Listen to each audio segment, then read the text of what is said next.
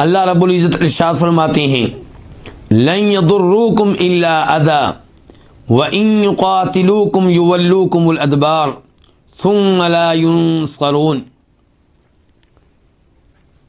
وہ ہرگز تمہیں نقصان نہیں پہنچا سکیں گے الا اذى، سوائے معمولی تکلیف کے، معمولی ایذا کے، معمولی اذیت کے، اور اگر وہ تم سے قتال کریں اور اگر وہ تم سے لڑائی لڑیں تو یولوکم الادبار، تو تمہاری طرف پشتیں کر کے پھر جائیں گے، واپس چلے جائیں گے، مڑ جائیں گے، ثم لا ینصرون، پھر ان کی مدد نہیں کی جائے گی۔ آیت نمبر 111، لن یضروکم، لن یہ نفی کا معنی دیتا ہے اور بعد میں آنے والے فعل کو مستقبل کے معنی میں کر دیتا ہے۔ لن یضروکم، تمہیں ہرگز نقصان نہیں دے سکیں گے، تو لن کا معنی ہم نے کیا کیا؟ ہرگز نہیں، تمہیں ہرگز ضرر نہیں پہنچا سکیں گے۔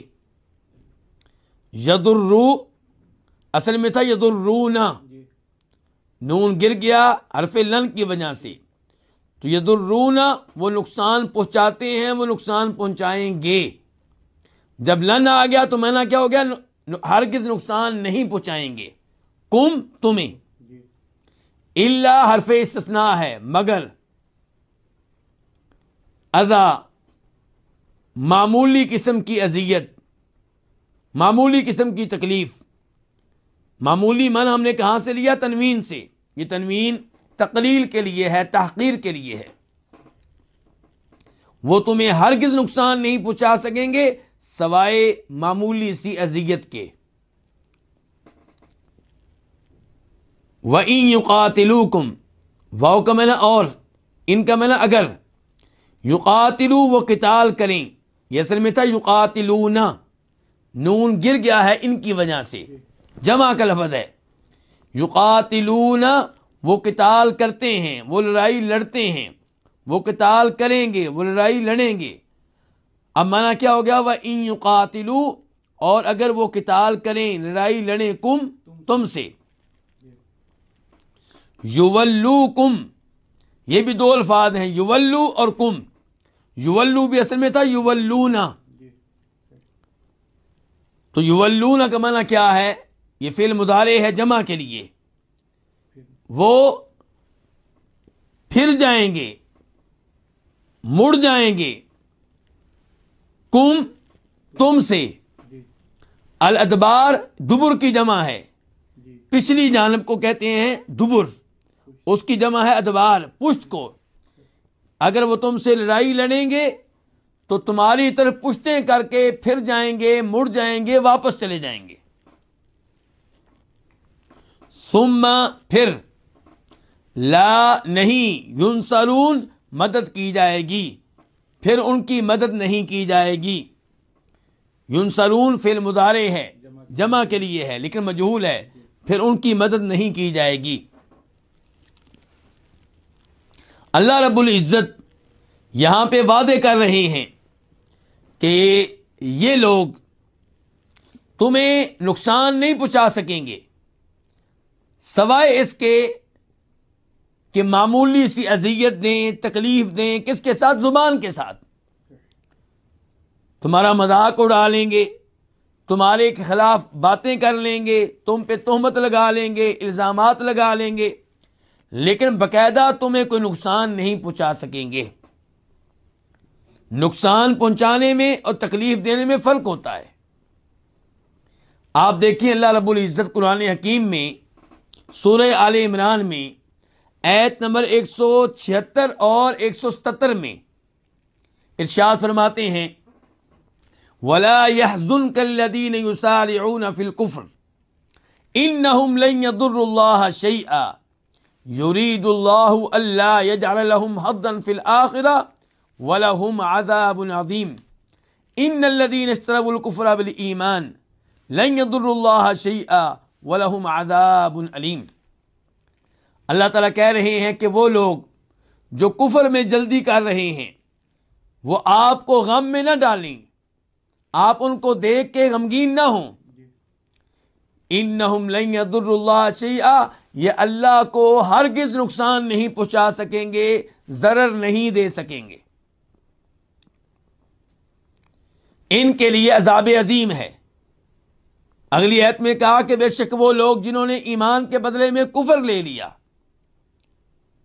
لن یضروا اللہ شیئا، یہ اللہ کو ہرگز نقصان نہیں دے سکیں گے، ان کے لیے دردناک عذاب ہے۔ تو اللہ نے ان دو آیتوں میں 2 دفعہ کہا ہے کہ یہ لوگ مجھے نقصان نہیں دے سکیں گے، جبکہ اللہ سورہ احزاب میں کہتے ہیں ان الذین یؤذون اللہ ورسولہ لعنہم اللہ فی الدنیا والآخرہ، وہ لوگ جو اللہ کو اور اللہ کے رسول کو ایذا دیتے ہیں، اذیت دیتے ہیں، تکلیف دیتے ہیں، ان کے اوپر لعنت ہے اللہ تعالیٰ کی اور اللہ کے رسول کی، دنیا میں بھی اور آخرت میں بھی۔ ان کے اوپر لعنت ہے کس کی؟ اللہ تعالیٰ کی۔ رسول کا تذکرہ یہاں پہ نہیں ہے، یعنی کہ جو اللہ اور اللہ کے رسول کو اذیت دیتے ہیں ان پہ اللہ کی لعنت ہے، دنیا میں بھی اور آخرت میں بھی۔ تو اللہ رب العزت نے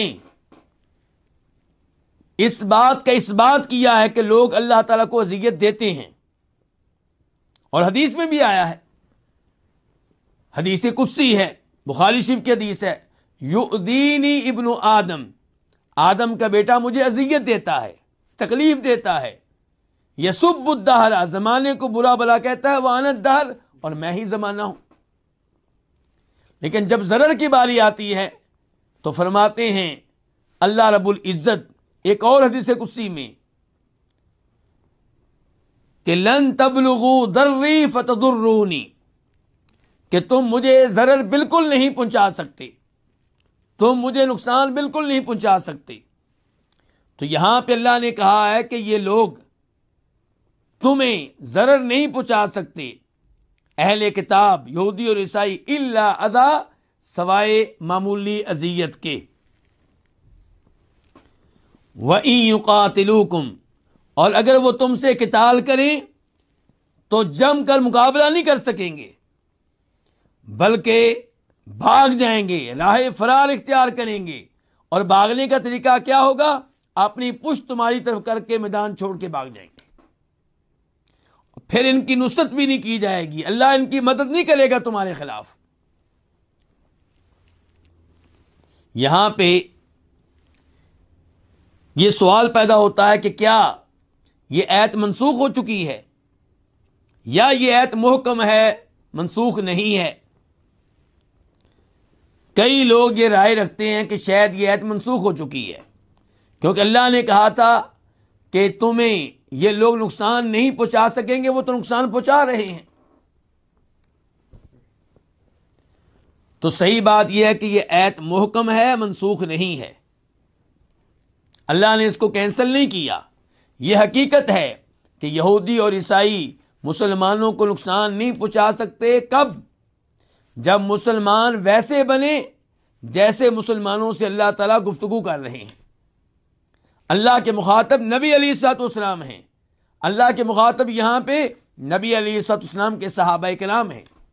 آج بھی اگر مسلمان دین کو اپنا لیں، نبی علیہ الصلوۃ والسلام کی شریعت کو سینے سے لگا لیں، صحابہ کرام کے نقش قدم پہ چلیں، تو ہمارا اللہ کے فضل و کرم سے ایمان ہے کہ یہودی عیسائی مسلمانوں کا نقصان نہیں کر سکتے۔ لیکن یہودی اور عیسائی مسلمانوں کا نقصان کرتے ہیں تو اس کی وجہ کیا ہوتی ہے کہ مسلمان اپنے دین پہ قائم نہیں رہتے۔ اللہ تعالیٰ نے کہا اگر یہ تم سے لڑیں گے تو میدان چھوڑ کے بھاگ جائیں گے، ایسا ہی ہوا۔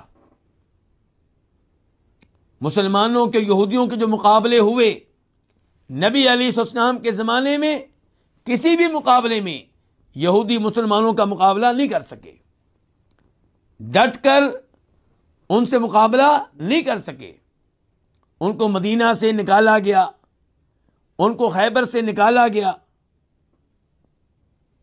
شکست دی گئی، ایک عرصہ تک رہے، پھر نکال دیا گیا۔ تو کہنے کا مطلب یہ ہے کہ مسلمانوں کا مقابلہ نہیں کر سکے، مسلمانوں پہ غالب نہیں آ سکے، مغلوب رہے۔